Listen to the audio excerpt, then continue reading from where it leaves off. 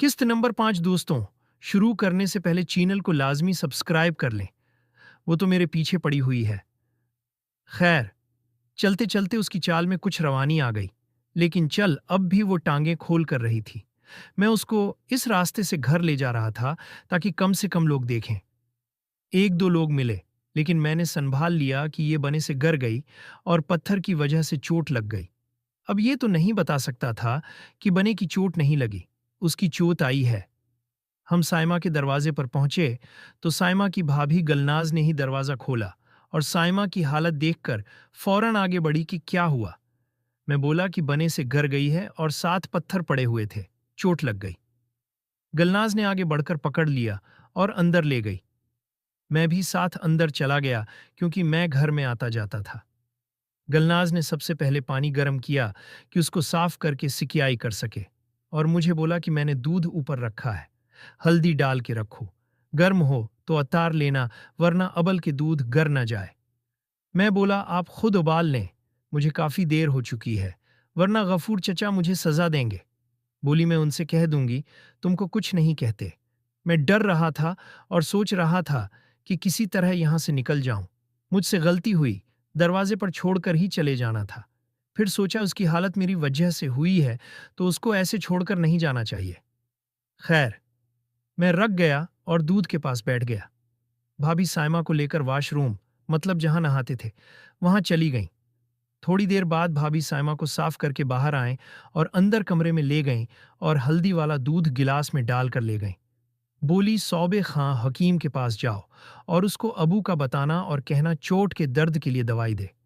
मैं हकीम सौबे खां के पास गया, उस गांव का अकलौता हकीम, या डॉक्टर भी कह लो। अंग्रेजी और देसी दोनों दवा से इलाज करता है और कस्बे के सरकारी अस्पताल में अकेला डॉक्टर जमा कंपाउंडर जमा हकीम है। जैसे ही मैंने गफूरे का नाम लिया, उसने फौरन उसे दवाई दे दी। मैं सोच रहा था, गफूरे की बहुत धाक है गांव में, कोई भी उसका हुक्म नहीं टालता। फिर वही मासूम ख्वाब कि एक दिन मेरी भी ऐसी धाक होगी गांव में। खैर, दवा लेकर वापस पहुंचा और दवाई गलनाज को दी और वापस मड़ने ही लगा था कि पीछे से गलनाज की आवाज आई, तुमने ऐसा क्यों किया? एक बार तो मुझे ऐसा लगा कि मुझे सुनने में गलती हुई है। मैं वापस पलटा और दोबारा पूछा, जी, क्या कहा? बोली, तुमने ऐसा क्यों किया साइमा के साथ? मैं हिकलाने लगा और हिकलाते हुए बोला, जी जी, मैंने क्या किया है साइमा के साथ? ये तो बने से गरी है और मैं उसको घर लेकर आया हूं। बोली, जितने मासूम नजर आते हो इतने हो नहीं। मैंने साफ करते हुए उसकी हालत देख ली और अभी उससे सब पूछ लिया। पहले तो वो ना मानी, लेकिन फिर उसने सब बता दिया कि तुमने उसके साथ जियादती की है। मेरी तो हवा टाइट हो गई, जैसे काटू तो खून नहीं, ऐसा सफेद रंग हो गया मेरा। मैं इनाड़ी था और पहली बार में ही पकड़ा भी गया। अब तो मुझे अपने माथे पर गोली का निशान नजर आ रहा था कि करते तो सब हैं। जो बेचारा पकड़ा जाता है उसको गोली मार दी जाती है, और अगर गोली न मारी जाए तो उसको गुढ़े में गाड़कर पत्थर मारे जाते हैं जब तक वो मर नहीं जाता। मुझे तो अपनी आंखों में मौत नाचती हुई नजर आ रही थी। मैंने एक कोशिश और की और बोला कि मैंने ऐसा कुछ नहीं किया, वो तो शहबाज खां ने किया है, मैं तो उसको सिर्फ घर लाया। बोली, उसने नहीं किया, मैंने अच्छी तरह तसल्ली कर ली है। मेरे पास अब कोई चारा नहीं था। मैं फौरन गलनाज के पांवों में गिर पड़ा और मुआफी मांगने लगा। वो बोली, तुमने मुआफी मांगने का काम किया है, ये क्या हालत कर दी है तुमने साइमा की? मैंने बोला, मैं बहक गया था। जब शहबाज खां और साइमा कर रहे थे तो मुझसे बर्दाश्त नहीं हुआ। मैंने रोते हुए सारी बात बता दी कि मुझे सजा मिले तो इन दोनों को भी सजा मिले। जो भी था, अभी इतना चालाक तो मैं नहीं था, अभी मासूमियत मुझ में बाकी थी। पहली बार क्या, और वो भी पकड़ा गया, तो और क्या सोच सकता था, और माफी मांगता रहा। वो सारी बात सुनकर बोली, उसको तुमने भगा दिया, उसका कोई सबूत नहीं है, लेकिन तुम्हारा तो सबूत है। मैंने और जोर से भाभी के पांव पकड़ लिए और माफी मांगता रहा। फिर उठा और इनसे बोला कि ठीक है, अगर आप माफ नहीं कर सकते तो मुझे अपने हाथों से गोली मार दें, क्योंकि मैं दर्दनाक मौत नहीं मरना चाहता। मैंने वाकई गलत किया है। भाभी बोली, अगर मैं तुम्हारी जान बख्श दूं तो। मैं 3 बोला, सारी जिंदगी आपका एहसान रहेगा और आप जो हुक्म करेंगी मैं मना नहीं करूंगा। भाभी बोली, वादा करो, जो कहूंगी मानना पड़ेगा और कभी मेरे हुक्म की तौहीन नहीं करोगे। मैं उस वक्त मरने की हालत तक पहुंचा हुआ था और दिल से वादा कर रहा था। यही बात भाभी को भी कही। भाभी बोली, ठीक, जब भी जो भी कहूं तुमको मानना पड़ेगा। मैं बोला, ठीक है। फिर बोली, अच्छा, मैं इम्तिहान लेती हूं कि तुम मेरी बात मानते हो कि नहीं। मैं बोला, ठीक है। फिर सारी बात तफसील से बताओ, क्या हुआ, कैसे हुआ। मैंने बोला, आपको बता तो दी है। तो बोली, नहीं, जरा तफसील से और शुरू से बताओ। मैंने शुरू से बताना शुरू किया कि किसी तरह मैंने दोनों को खेत में जाते हुए देखा और किसी तरह उनका पीछा किया और किस तरह ये दोनों शुरू हुए और किसी तरह मैंने उनको पकड़ा।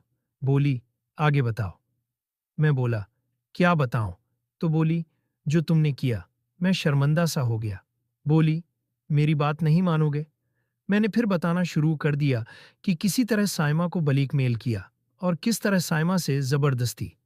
तो वो बोली, जरा तफसील से बताओ। मैंने बताना शुरू किया कि वो दोनों कर रहे थे, मुझसे सब्र नहीं हुआ और उनको पकड़कर शहबाज भगा दिया और साइमा के साथ।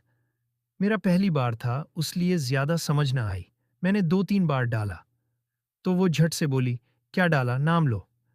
मैं बोला, शर्म आ रही है। बोली, गौर करते वक्त नहीं आई। अब मैं मरता क्या ना करता वाली बात थी। बोला, डालने की कोशिश तो नहीं जा रहा था।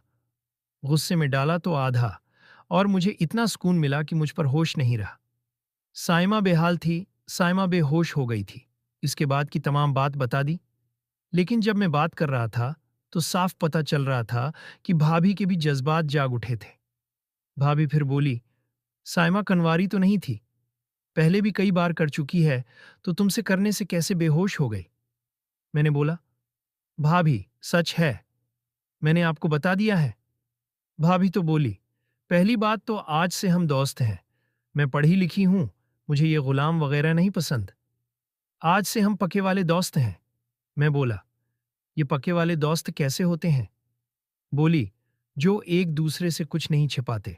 और फिर बोली, तुम मुझसे कुछ नहीं छिपाओगे, जो भी पूछूंगी। वादा करो। और मेरा हाथ पकड़कर वादा लिया और मुझे कसम भी दी। मैंने वादा किया कि कभी कुछ नहीं छिपाऊंगा और जो बात बोलोगी मानूंगा। बोली, ठीक है। फिर बोली, तुम मुझे गलनाज कह सकते हो, लेकिन अकेले में। मैं बोला, भाभी ही ठीक है। अस्टेरिस्क बोली, अब हम दोस्त हैं तो तुम मुझे गलनाज कहोगे और मैं तुमको अफी। मैं बोला, ठीक है। बोली, अच्छा अब जाओ, शाम हो गई है, अबू और सारंग खां आने वाले होंगे। सारंग खां गफूरे के बेटे और भाभी के शोहर का नाम है। मैं जाने लगा तो बोली कि ऐसा दोबारा किसी के साथ ना करना। मैंने वादा किया तो भाभी हंस पड़ी। बोली कि तुमको एक ऐसा तहफा दूंगी कि तुमको दोबारा ये मसला ना होगा। मुझे उस बात की समझ नहीं आई और मैं जल्दी से जान छुड़ाने पर बाहर आ गया और शुक्र किया कि मेरी जान बच गई। मैं वहां से सीधा घर गया। जब से मैं हवेली काम पर गया हूं, अब घर की मुझे इतनी पाबंदी नहीं रही, इसलिए मैं अब आज़ाद फील कर रहा था। खैर, आवारा तो पहले भी नहीं था, लेकिन अब घर के कामों से और कैद से रहाई हो चुकी थी। मतलब बड़ी कैद हो चुकी थी हवेली की। कहते हैं, जो एक बार हवेली गया उसकी लाश ही निकली, वो कभी हवेली से अलग नहीं हुआ। ट्रेनिंग के बाद अब मैं अपने अंदर तब्दीली महसूस कर रहा था, खुद को ताकतूर महसूस कर रहा था। इन सब कामों में मुझे निशानाबाजी का ज़्यादा शौक था, लेकिन घर के हालात ऐसे थे कि बंदूक वगैरह नहीं थी। हथियार तो पठानों का ज़ीवर होता है, लेकिन गफूरे ने मुझे हथियार चलाना सिखाया। वो खुद भी अच्छा निशानाबाज था, लेकिन मैंने उस लगन से सीखा कि अब मेरा निशाना उससे बहुत अच्छा था और वो मानता भी था। लेकिन मैं कहता था, आप उस्ताद हैं तो आप ही बेहतर हैं। खैर, घर पहुंचा तो स्वेरा बोली, भाई आज जल्दी घर आ गए। मैं बोला कि अब मेरी ट्रेनिंग पूरी हो गई है, जब तक हवेली से बुलावा नहीं आता मैं जल्दी घर आऊंगा। बोली, अच्छी बात है। मैं अंदर कमरे में गया तो पायल मेरे लिए खाना लेकर आई, जो कभी जिंदगी में नहीं लाई थी, क्योंकि स्वीरा बीमार भी होती तो भी वही खाना लाती थी। नाजनीन तो थी। दोस्तों, अगली किस्त देखने के लिए चैनल को लाजमी सब्सक्राइब कर लें और साथ में बेल आइकन को भी दबा दें ताकि नई किस्त का नोटिफिकेशन आपको फौरन मिल जाए। दोस्तों, किसी भी किस्म की कहानियाँ या फिर ये कहानी कटिंग के बगैर घर की या बाहर की मुकम्मल कहानियाँ खरीदने के लिए इस नंबर पर व्हाट्सएप पर राबिता करें। हमारे पास लातादाद हर तरह की कहानियाँ, नॉवेल्स मौजूद हैं। आपको बहुत सी स्टोरीज बहुत अच्छे रेट में मिल जाएंगी।